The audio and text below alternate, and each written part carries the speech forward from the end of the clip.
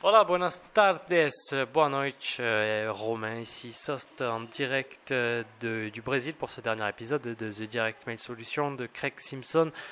Si vous entendez du bruit en fond, c'est que je suis chez de la famille et bon, ben on ne décide pas, il y a forcément du bruit, il y a ma fille qui passe devant moi sous mes yeux.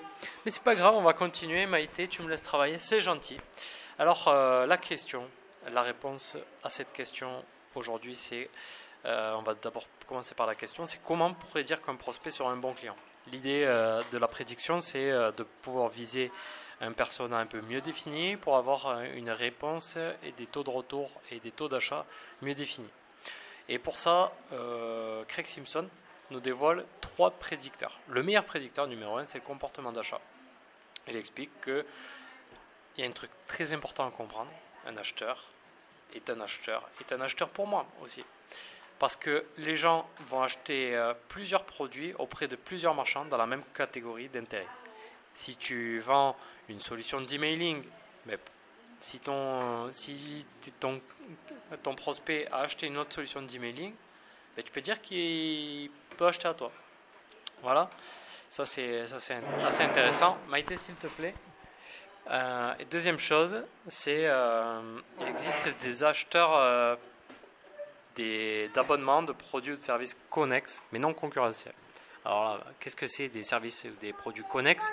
C'est par exemple les abonnés à un magazine sur les vins raffinés correspondent à un restaurant local proposant la meilleure cave à vin dans un rayon de 500 km.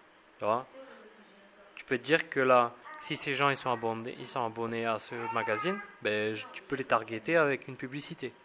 C'est intéressant à faire. Bon, voilà. Tu peux faire ça avec pas mal de choses et tu pourras te dire que là, c'est en gros manger, je sais plus ce qu'on m'avait dit comme expression, mais bon, profiter, profiter de ce qui fonctionne à côté et les acheteurs devraient être un petit peu chauds.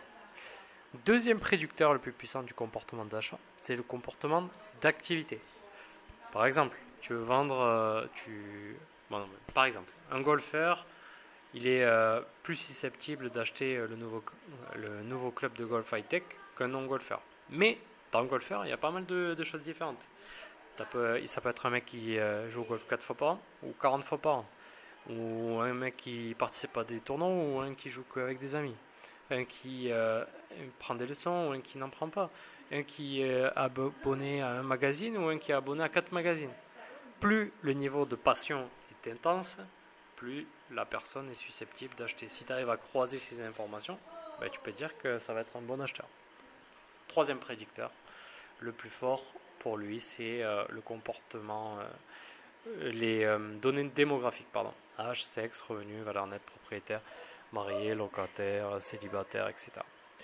En gros, en fait, et ça peut s'appliquer d'ailleurs au B2B, j'y pense, parce que tu peux t'apercevoir, moi je m'en suis déjà aperçu en faisant les recherches pour mes clients, qu'il va avoir finalement dans les meilleurs acheteurs, ça va être des mecs qui ont entre 50 et 60 ans, qui ont été divorcés une fois et qui vivent près des grandes villes.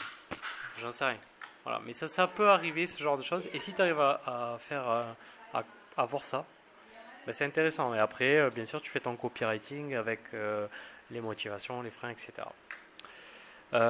Et ensuite, là, j'ai décidé de parler d'exemples que j'ai trouvés dans ce livre-là qui sont en relation. Hein. C'est assez intéressant. C'est à propos de moments intéressants pour toi pouvoir poster des lettres. Lui, il explique qu'il encourage ses clients à poster fin décembre. Parce que, comme ça, si le courriel arrive vers le 1er janvier, c'est top. Parce que c'est le moment où les entreprises se fixent des objectifs, prennent des décisions pour la nouvelle année, etc. C'est à ce moment-là que les gens, si tu vas en B2C, avec les gens ils veulent acheter une nouvelle voiture, se remettre en forme, maigrir, investir, j'en sais rien. Tout ce qui peut être fait. Deuxième moment idéal pour le pub des postages, par exemple, c'est assez marrant, je l'ai pris parce que c'était un exemple assez drôle, c'est pour les femmes divorcées. Si tu envoies, en fait, si tu veux leur faire perdre du poids, bon, si tu vends une solution pour faire perdre du poids, le top c'est 2 mois après un divorce. Et il explique 4 à 6 mois après un divorce pour les chirurgies esthétiques et les dentistes. Marrant, hein. Voilà. Et il explique autre chose. Voilà, ça c'est un exemple intéressant. Il dit: un client avec qui je travaille dans le domaine des séminaires a récemment eu une conférence à laquelle ont assisté près de 1000 de ses clients. Il y avait plein de services et de produits qui étaient présentés et vendus pendant la conférence. Et il a fait un chiffre d'affaires de 1,5 million de dollars. Ok. Et là, il s'aperçoit que parmi les 1000 personnes et les 1,5 million de dollars, il se trouve qu'il y a 52 personnes qui ont dépensé entre 10 et 28 000 dollars. Et si on ajoute tout ça, ça fait 1 million de dollars de recettes. C'est-à-dire que tu as 52%, donc 5% des participants qui ont fait quasi tout le chiffre d'affaires. Et là, ce que moi je pense, ce qu'il dit, c'est que ces mecs, ces 52 mecs, là tu vas sur leur site, tu examines tout, tu les suis, tu t'engages un détective pour savoir où ils mangent, qu'est-ce qu'ils font, qu'est-ce qu'ils regardent, comment ils vivent en famille, etc. Et tu leur envoies, et il dit, bon ça c'était des blagues, mais lui il explique, c'est pas mal de leur envoyer un sondage qui semble destiné à tout le monde, mais qui en fait est construit et envoyé uniquement pour eux. Comme ça, tu as les réponses qui t'intéressent vraiment. Et en prenant des pincettes avec les réponses au sondage, parce qu'on sait qu'on a rarement la vérité dans les sondages. Donc l'idée, c'est de poser surtout des questions quoi, qui, mais pas des questions pourquoi.